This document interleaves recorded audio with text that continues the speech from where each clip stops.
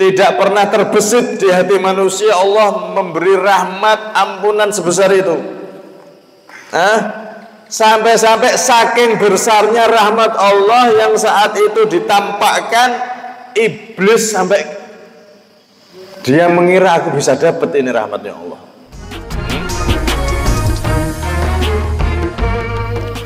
Bismillah, alhamdulillah, wassalatu wassalamu ala rasulillah Sayyidina Muhammad bin Abdullah wa ala alihi wa sahbihi wa mawala wa la hawla wa la quwwata illa billah. Rabbi syrah li sadri wa yassir li amri wahlul 'uqdatam min lisani yafqahu qawli wa saddid lisani wahdi qalbi bihaqqi sayyidina Muhammadin nabi sallallahu alaihi wasallam dasturukum ya ahla dargi wa ya ahlal batin wa ya ahlan nubati wa ya ahlan nur, amma ba'd. Jamaah semua yang dirahmati oleh Allah subhanahu wa ta'ala, alhamdulillah kita semua kembali dipilih oleh Allah untuk hadir di taman-taman surga, yakni majelis ilmunya Nabi sallallahu alaihi wasallam. Semoga hadirnya kita rutin di malam Kamis di majelis ilmu yang digambarkan Rasulullah taman surga. Kelak kita bisa benar-benar hadir masuk ke surganya Allah subhanahu wa ta'ala bersama Rasulullah Muhammad sallallahu alaihi wasallam. Amin, Allahumma amin. Hadirin semuanya yang dirahmati oleh Allah, kita sampai pada hikmah yang ke-75. Qala al-musannif radhiyallahu anhu wa nafa'ana bihi fid dharain, amin. Ar-raja'u ma qaranahu amal wa illa fahuwa umniyah. Ar-raja'u, adapun harapan yang sesungguhnya, ma qaranahu amalun, sesuatu yang dibarengi dengan amal. Harapan yang sejati adalah yang dibarengi dengan usaha. Wa illa, jika tidak begitu, fahuwa umniyah, itu namanya impian alias cuman mimpi.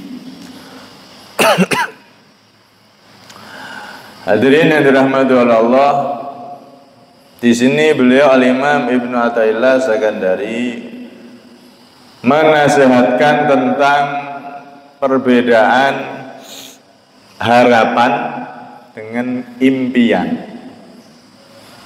Harapan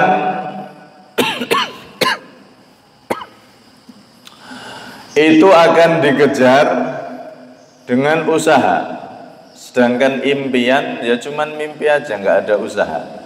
Itu perbedaannya. Orang berharap kaya misal, ini harapan apa impian? Lah kalau pengen kaya kemudian dia berdoa, usaha, nah ini berarti harapan. Tapi kalau pengen kaya ndak berdoa ya ndak usaha, nah ini ngimpi namanya.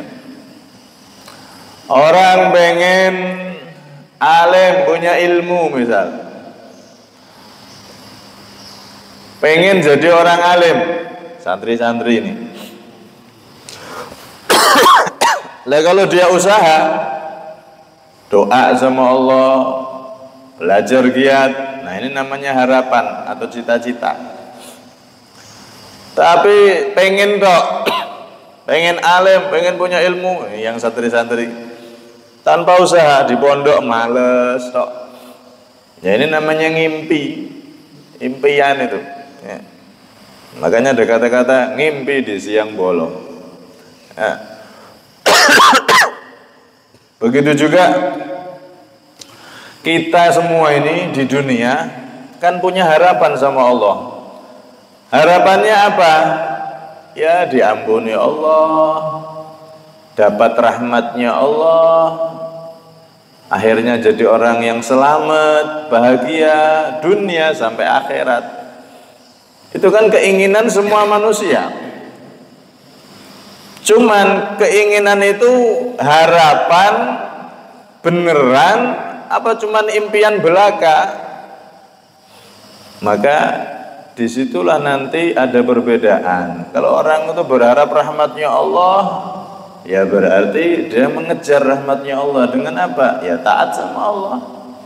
Berharap ampunan Allah, berharap surga, ya harapannya dibuktikan dengan dikejar itu surga. Dengan apa?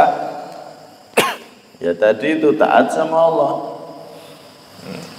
Pengen surga, pengen diampuni, pengen dirahmati, tapi tidak ada usaha untuk menuju ke sana, malah maksiat terus. Nah ini namanya orang mimpi di siang bolong, ngimpi itu. Karena itu di dalam Al-Quran Allah Subhanahu Wa Taala mengisyaratkan fakhalafa min ba'dihim khalfun warithul kitaba ya'khuduna 'arada hadzal adna wa yaquluna sayughfaru lana. Digambarkan di sini akan datang nanti generasi-generasi yang cuman sekedar mimpi, generasi-generasi yang tidak mengikuti orang-orang soleh dahulu.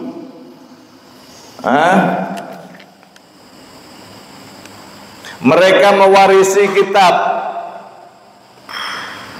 mewarisi ilmu, tapi ternyata kitab dan ilmu itu dipakai untuk mencari kedudukan duniawi, alias mereka bermaksiat kepada Allah Subhanahu wa Ta'ala, tapi punya impian sayughfaru lana, nanti kita tobat, kita akan diampuni. Tidak mengikuti guru-gurunya, tidak mengikuti para ulamanya di dalam amal, dalam ibadah, tapi pengen mendapatkan apa yang didapat oleh para gurunya, para ulamanya. Mereka dapat rahmat Allah, kedudukan tinggi di sisi Allah. Pengen dapat seperti yang mereka dapat orang-orang soleh dulu, tapi dia tidak ngikuti, malah cuman mimpi sayughfaru lana, nanti kita juga akan diampuni oleh Allah seperti guru-guru kita, seperti orang-orang soleh dulu. Ini namanya umniyah alias impian belaka, dan ini berbahaya. Mengharap rahmat, mengharap ampunan, tapi dia tidak berusaha mendapatkannya. Hati-hati. Ini banyak terjadi di kalangan umatnya Nabi Muhammad SAW. Karena itu seorang imam besar Ma'ruf al-Karhi atau al-Qurhi radhiyallahu anhu berkata, "Thalabul jannati bila amalin dzanbun minad dzunub, wartija'u syafa'ati bila sababin naw'un minal ghurur, wartija'u rahmati man la yuta'u jahlun wa humkun." Mencari surga tanpa mau beramal, pengen dapat surga tanpa amal, maksiat tok, ya dambun minad dzunub. Keinginannya aja itu sudah dosa. Wong pengen mlebu surga tapi enggak beramal, keinginannya ini dosa sudah. Dilihat dari kacamata tasawuf. Pengen surga kok enggak ngamal, apa ngenyek apa piye? Itu sudah dosa. Pengen surga malah maksiat, maksiatnya dosa, keinginannya juga dosa. Dusta itu berarti. Pengen surga apa? jalannya taat, dia kepingin masuk surga malah pakai jalan maksiat. Maksiatnya dosa, keinginan di hatinya juga dosa. Terus wartija'u syafa'ah bila sabab naon minal ghurur, mengharap syafaatnya Nabi Muhammad, syafaatnya para wali, syafaatnya para ulama, tapi tanpa sebab. Naun minal ghurur, itu suatu bentuk tertipu dengan nafsunya. Pengen dapat syafaat Syekh Abdul Qadir Jailani, syafaat Wali Songo, tapi tidak ngikuti walaupun sedikit terhadap amalan-amalan beliau yang ahli taat. Ya terutama yang wajib-wajib lah minimal usah diusahakan, sehingga berharap syafaat orang soleh nanti bisa. Tapi kalau nggak ada keserupaan sama sekali, nah ini yang repot. Ngarep syafaat tapi ternyata dia melenceng dari jalannya orang-orang yang diharapkan syafaatnya tadi itu.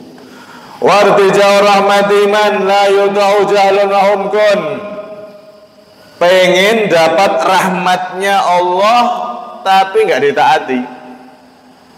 Pengen dapat rahmat Allah, ampun Allah, tapi nggak taat. Ini namanya jahlun wa humkun, suatu kebodohan dan kedunguan. Dungu. Pengen dirahmati Allah kok malah maksiat, ya dungu itu namanya. Nah, ini kata-katanya agak menohok ini. D-U-N-G-U, dungu. Nah, pengen rahmat Allah, malah maksiat, ya dungu itu namanya. Walaupun rahmat Allah itu memang luas sebenarnya. Rahmatnya Allah itu luas sekali untuk hamba-hambanya, lebih-lebih terhadap umatnya Nabi Muhammad SAW.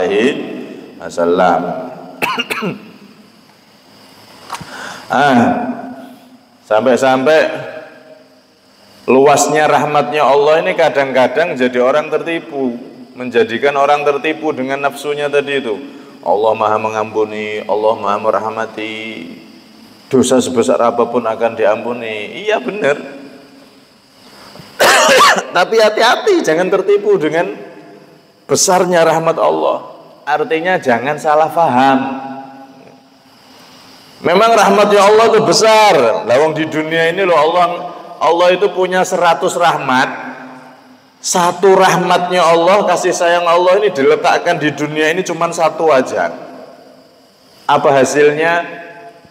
Ibu sayang sama anak, hewan-hewan sayang sama anaknya. Antara makhluk satu dan lainnya saling mengkasih sayangi. Itu semua berkat cipratan satu rahmatnya Allah yang diturunkan di dunia ini, sehingga manusia punya rasa rahmat sayang terhadap sesama. Bahkan hewan pun punya rahmat sayang terhadap sesamanya. Apa ada singa ngelahirno anak, terus anaknya dimakan? Enggak. Sayang, punya rahmat dia. Walaupun dimakan ya enak, daging gratis bisa. Tapi kan ada rahmat di hatinya, kena cipratan rahmatnya Allah satu yang diturunkan dunia tadi, maka semua makhluk punya rahmat di hatinya masing-masing terdapat rahmat berkat satu rahmatnya Allah. Nah, nanti di akhirat 100 rahmat ini akan dikumpulkan, 99 rahmat akan dibuka oleh Allah di akhirat, plus rahmat satu yang ada di dunia ini diambil oleh Allah, disatukan di akhirat sehingga menjadi 100 rahmat. Sampai akhirnya rahmatnya Allah itu memenuhi langit dan bumi, penuh kayak langit dan bumi ini full rahmatnya Allah. Saking besarnya rahmatnya Allah, bahkan dikatakan sampai-sampai itu ada orang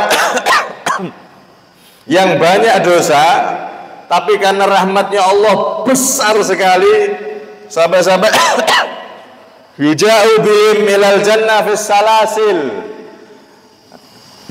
Ada sekelompok kaum yang mereka itu dimasukkan surga, Pak, tapi dalam kondisi masih di rantai. Masuk surga masih dalam kondisi dirantai, tapi tetap dilebokno surga. Ini saking bandele, mlebu surga diseret yo rantai. Kecipratan rahmatnya Allah, saking besarnya rahmat saat itu. Karena itu ketika Rasulullah Shallallahu Alaihi Wasallam difirmani oleh Allah, diberi wahyu oleh Allah, Inni aj'alu hisaba ummatika ilaik. Wahai kekasihku Nabi Muhammad, apakah engkau mau sesungguhnya aku akan menjadikan hisab umatmu kepada engkau. Artinya nanti dari kiamat umatmu ini engkau aja yang menghisab. Amalnya baik atau jelek, kamu ampuni apa tidak, terserah jenengan, setelah kamu wahai Muhammad. Hitungan hisapan umatmu, periksa umatmu sendiri sudah. Yang mau kamu ampuni, yang enggak terserah kamu. Maka apa jawaban Rasulullah? Lihat bagaimana kecerdasan Rasulullah SAW. Beliau tahu Allah ini lebih rahmat dari beliau. Nabi Muhammad itu kan sayang, rahmat terhadap kita, tapi Allah jauh lebih rahmat karena Allah maha rahmat. Sedangkan Nabi Muhammad adalah makhluknya Allah, salah satu rahmatnya Allah. Nih. Rasulullah paham, kalau rahmat saya terbatas karena saya makhluk, tapi rahmatnya Allah nggak terbatas. Maka beliau jawab gimana ketika ditawari, maukah engkau wahai Rasulullah hisabnya umatmu aku serahkan berada di tanganmu? Maka dijawab oleh Rasulullah, la ya Rabb, tidak wahai Tuhanku, anta arhamu bihim minni.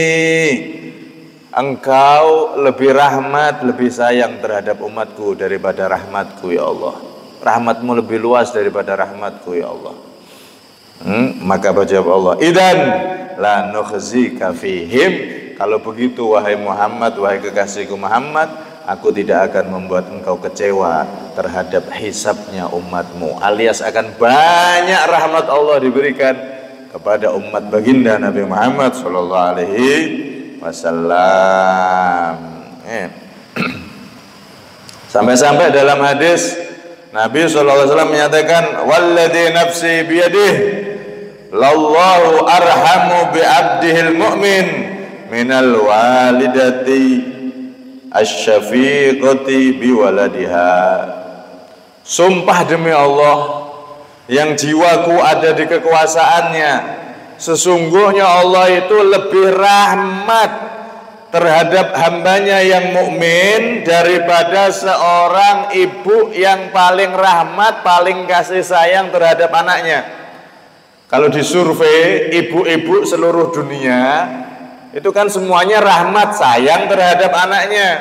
Apalagi kok anak yang baru dilahirkan setelah sekian puluh tahun, oh sayangnya ibu sama anak itu luar biasa. Andaikan disurvei di seluruh dunia, diambil satu orang ibu yang paling sayang terhadap anaknya, sayangnya paling mentok, paling sayang dibanding ibu lainnya, maka ketahuilah rahmatnya Allah jauh lebih besar daripada sayangnya rahmatnya ibu tersebut kepada anak-anaknya.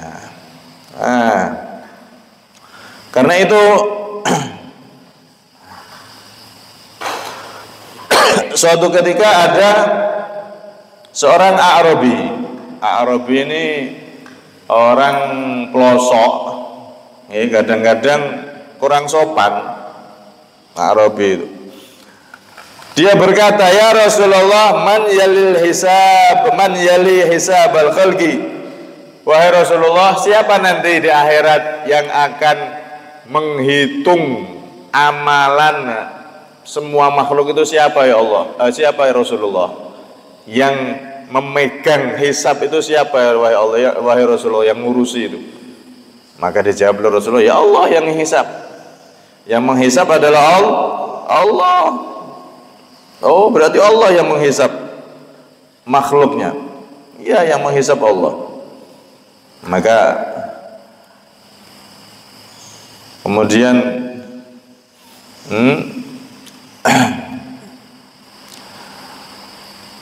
orang tersebut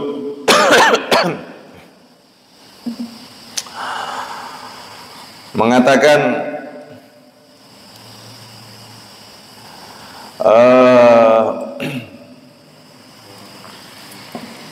oke kalau begitu, naam, Oh kalau begitu, wah gampang wahai Nabi. Loh gampang gimana maksudnya?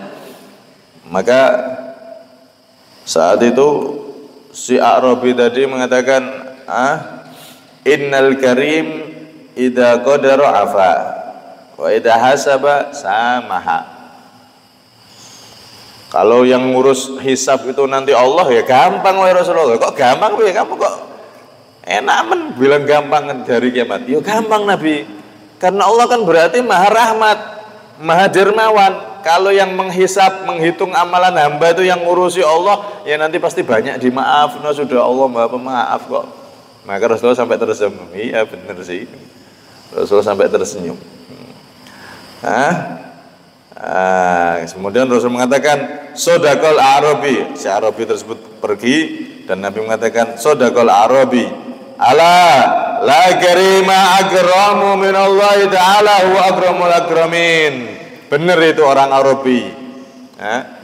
Ketahuilah kata Rasulullah, sesungguhnya tidak ada yang lebih dermawan, tidak ada yang lebih pemaaf, tidak ada yang lebih rahmat kecuali Allah yang maha rahmat. Dialah satu-satunya Tuhan yang paling rahmat. Tidak ada yang lebih rahmat daripada Allah subhanahu wa ta'ala. Rahmatnya Allah luas. Sampai-sampai di hari kiamat itu saking besarnya rahmatnya Allah, ibarat bumi sampai langit penuh tadi itu, disebutkan dalam riwayat la yaghfiranna Allah ta'ala yaumal qiyamah maghfiratan ma khatarat ala qalbi ahadin hatta inna iblisa la yatatawalu laha roja'a an tusibahu. Nanti di hari kiamat itu Allah akan menampakkan kasih sayangnya, rahmatnya, ampunannya, dibentangkan begitu besar sekali sampai nggak terbayang. Saking besarnya rahmat Allah nggak bisa dibayangkan sudah. Begitu besar, luar biasa. Tidak pernah terbesit di hati manusia Allah memberi rahmat, ampunan sebesar itu. Sampai-sampai saking besarnya rahmat Allah yang saat itu ditampakkan, iblis sampai dia mengira aku bisa dapat ini rahmatnya Allah. Iblis itu sampai pengen berusaha mendapatkan rahmatnya Allah subhanahu wa ta'ala. Dia mengira dia akan dapat rahmatnya Allah, diampuni sama Allah, nggak jadi masuk neraka ini saya. Saking dia melihat betapa besarnya kasih sayang Allah, rahmatnya Allah, ampunan Allah dibentangkan kepada hambanya, lebih-lebih kepada umat Nabi Muhammad SAW. Ibarat payung itu Pak, payungnya gede. Iblis, oh aku kepayungan ini, sebentar lagi dibuka, oh kepayungan saya, kepayungan rahmatnya Allah, diampuni saya. Iblis sampai mengira, oh aku bakal dapat ini, saking besarnya rahmat Allah. Tapi apa yang terjadi? Apakah iblis dapat bagian dari rahmatnya Allah? Tidak. Kenapa? Karena dia jadi makhluk yang dilaknat oleh Allah, tidak taat kepada Allah subhanahu wa ta'ala. Nah, ini gambaran untuk kita. Kita juga sama. Ketika hidup di dunia, memang berharap ampunan Allah dan seterusnya itu bagus. Tapi kita harus ngikuti jalannya Nabi SAW. Jangan cuman pengen diampuni, pengen dapat rahmat, pengen dapat ampunan, pengen masuk surga, tapi ternyata nggak ada peneladanan kepada Nabi Muhammad SAW, nggak ada ketaatan yang berusaha dilakukan, malah kita ngikuti iblis dan setan-setan yang selalu mengajak maksiat jauh dari Allah. Ya, akhirnya akan rugi, nggak akan dapat apa-apa nanti. Ini sebesar apapun rahmat Allah dibentangkan saat itu, iblis sampai ngira dapat saya, ternyata tidak dapat. Ini gambaran. Jangan sampai kepenginnya kita masuk surga itu cuman mimpi tok. Yaitu orang-orang yang pengen masuk surga tapi ternyata maksiat terus, nggak tobat-tobat kepada Allah Subhanahu wa ta'ala. Ini namanya impian belaka dan itu berbahaya. Jadi jadikan keinginan kita harapan yang benar-benar ada buktinya. Jangan sampai kita ternyata cuman orang yang pandai bermimpi, mimpi rahmat Allah, mimpi ampunan Allah, mimpi pengen masuk surga, tapi ternyata tidak ada usaha sama sekali untuk membenahi diri untuk ibadah kepada Allah Subhanahu wa ta'ala. Terakhir, ada seseorang yang datang kepada Nabi ngomong, "Ya Rasulullah, saya ini wahai Nabi, ibadah ringkes tok wahai Nabi." Apa maksudnya? Saya ndak akan sholat kecuali cuma 5 waktu wahai Rasulullah. Aku nggak mau sholat saya nggak nambahi sholat sunnah apa ndak, wes pokoknya saya pegangi 5 waktu. Saya ndak puasa kecuali Ramadan saja wahai Nabi. Kemudian orang ini bertanya, dan harta saya itu nggak ada kewajiban zakat karena saya nggak punya apa-apa, nggak ada kewajiban haji karena saya nggak mampu. Pokoknya yang bisa saya lakukan cuma sholat 5 waktu sama Ramadan aja wahai Nabi. Zakat, haji saya nggak ada kemampuan karena saya hidup sederhana. Maka orang tersebut kemudian bertanya, apakah aku bisa masuk surga wahai Rasulullah? Aina ana idza mittu, di mana aku wahai Rasulullah ketika aku meninggal nanti? Di neraka atau di surga? Cuman sholat sama puasa aja Nabi yang bisa aku lakukan. Sholat 5 waktu, puasa Ramadan, zakat saya tidak punya uang, tidak punya harta, nggak wajib zakat. Haji apa meneh, nggak ada duit. Amalan saya misalkan 2 aja ini Nabi. Kalau aku meninggal, tempatku di mana wahai Rasulullah? Maka Rasulullah tersenyum. Naam, ma'i. Kamu tempatnya nanti di surga bersama aku, kata Rasulullah sallallahu alaihi wasallam. Subhanallah, sholat 5 waktu puasa Ramadan tok. Naam, ma'i, kata Rasulullah. Bener, kamu nanti di akhirat di surga bersama aku. Tapi diteruskan sama Nabi, idza hafitta qalbaka min itsnain. Tapi tambah ono amalan. Apa? Jaga hatimu dari 2 hal, al-ghil wal hasad, dendam sama orang dan dengki iri. Jaga itu, tambahi itu. Nomor 2, walisanaka min itsnain. Jaga lisanmu, lidahmu dari 2. Apa itu wahai Nabi? Al-ghibah wal kadhib, ngerasani, gosip sama bohong. Jaga itu. Kemudian yang ketiga, wa ainaika min itsnain, dan kedua matamu dari 2 hal. Jaga. Apa wahai Nabi? An-nadhur ila ma haramallah wa antazdari bihima muslima. Melihat sesuatu yang haram dan kamu melihat saudaramu muslim tapi dengan perasaan meremehkan. Wong opo? Ngerti wong, melihat sesama lelaki, sesama orang Islam tapi dengan merendahkan. Hatinya dia merendahkan orang itu. Melihat seseorang dengan perasaan karena wong kok isone cuman ngono tok. Yang dilihat sesama laki-laki, kan tidak dosa laki-laki lihat laki-laki, tapi dosa kenapa? Karena hatinya meremehkan. Wong kok senengane ngono ae, wong kok ngono tok. Nah, ini melihat dua hal ini, kata Rasulullah, jaga matamu dari itu. Kalau sudah begitu, sholatmu cuma 5 waktu, puasa Ramadan nanti, tapi surgamu bareng sama aku. Karohataya hatain, seperti kedua telapak. Rasulullah sambil begini, kedua telapak tak satukan begini, nanti kamu akan bersamaku seperti ini. Nah, ini menunjukkan apa? Berharap masuk surga, berharap kumpul sama Nabi Muhammad, harus ada usaha. Yang wajib iya, terus lakukan hal-hal yang bisa kita lakukan, hati kita bersihkan.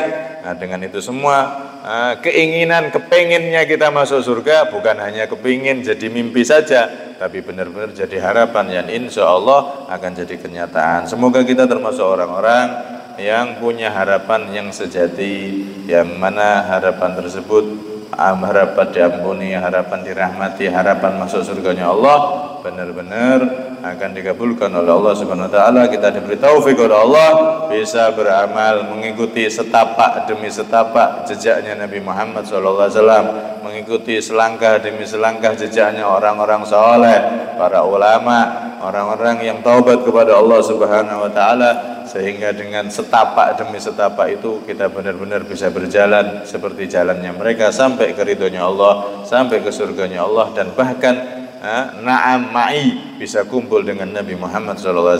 Amin Allahumma amin. Kurang lebihnya minta maaf. Assalamualaikum warahmatullahi wabarakatuh.